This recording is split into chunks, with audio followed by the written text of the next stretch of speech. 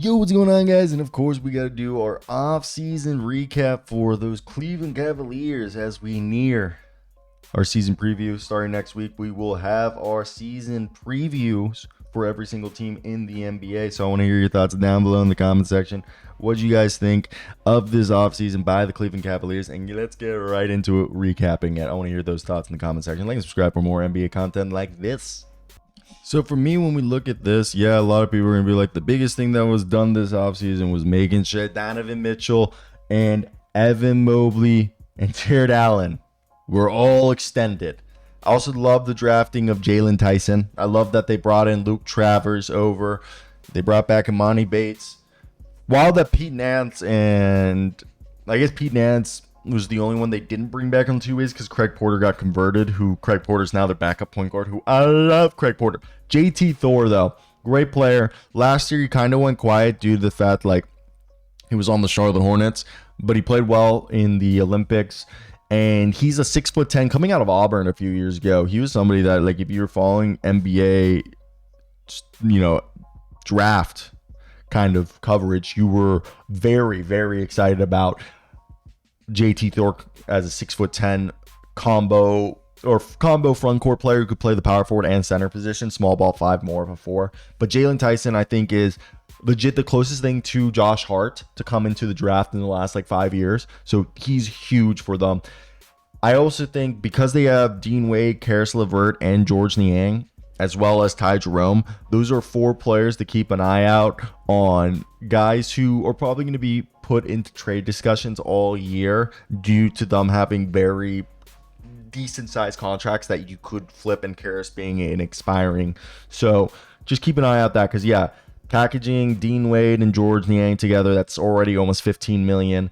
Then that with Karis LeVert, that's $31 million, almost 32. And then the same thing with Ty Jerome, you get up to almost $35 million worth of salary that you can move right there. So just keep an idea that those are salaries that could be, used. Now, so let's get right into it. Let's talk about this team. Where are we at? Look, we all know it. At this point in the team's rebuild, they're focusing in on making sure that they are...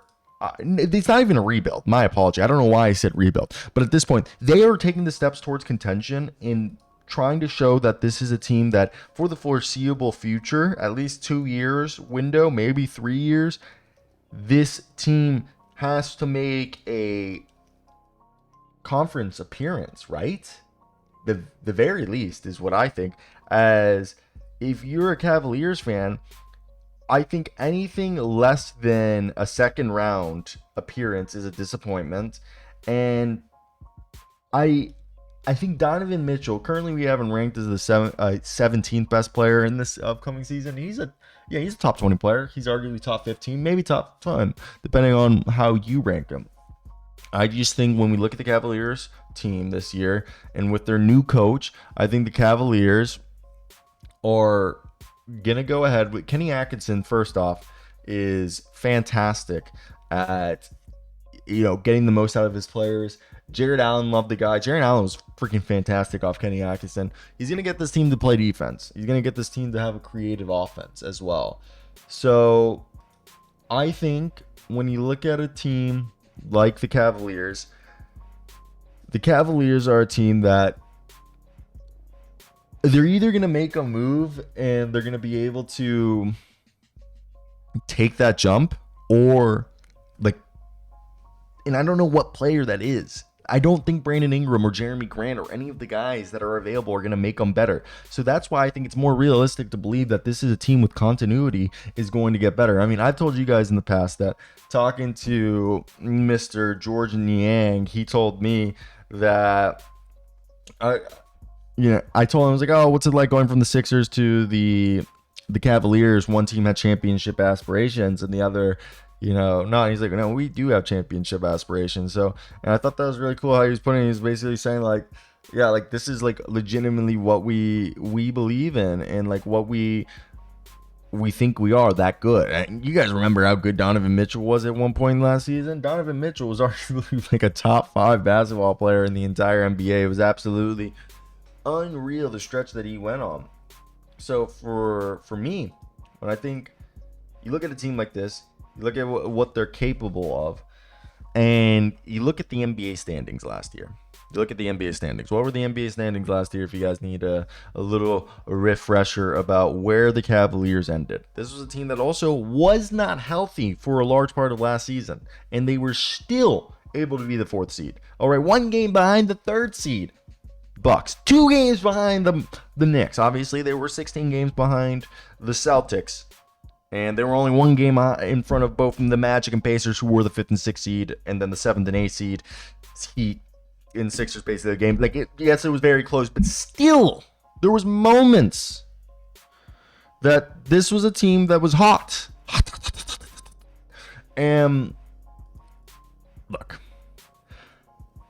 the team getting all the extensions, and this focus is Kenny Atkinson acclimating to his roster and his new starting 5. You look at everything. You get Evan Mobley, his extension, and with the max extension, they're committed. You got Darius Garland, Mobley, and Mitchell basically committing $120 million.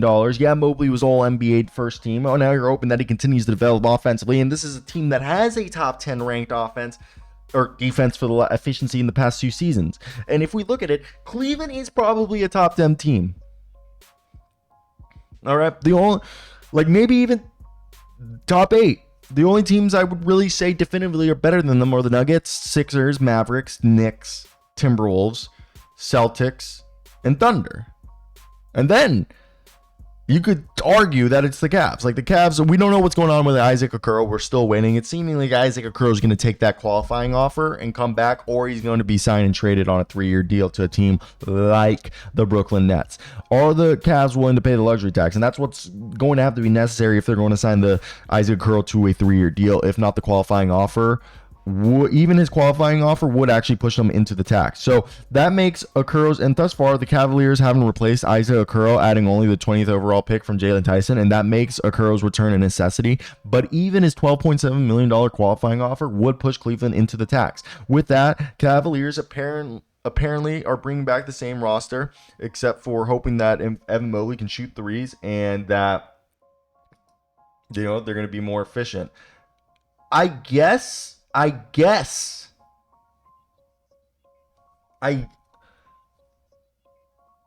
they might be able to do some finagling where if they do bring back Isaac Okoro, they can avoid the tax by cutting Sam Merrill or Ty Jerome, I believe, and then signing a minimum player or just keeping that roster spot open. They can do some finessing of the cap. Like if we go back to the original thing we had right up here, if you guys look, so they have 12.8, it's 12.7 that Isaac Okoro has in the qualifying offer. I think and Craig Porter and Sam Merrill are non-guarantees. I don't know how much Ty Jerome is guaranteed. Let's see if we can see that real quick. I think Ty Jerome is a fully guaranteed deal. So, I mean, if he's partially guaranteed, they might be able to get out of it. Cleveland. Where is Cleveland in terms of their money committed? Dude, I thought Cleveland's like one of the top teams in terms of... How can I not find Cleveland's money? They're 24th. Wow. Technically this year they're not like that. All right, yeah. So Sam Merrill has no guaranteed money. So yeah, they would have to cut Sam Merrill and then get another contract that's league subsidized. So something like that.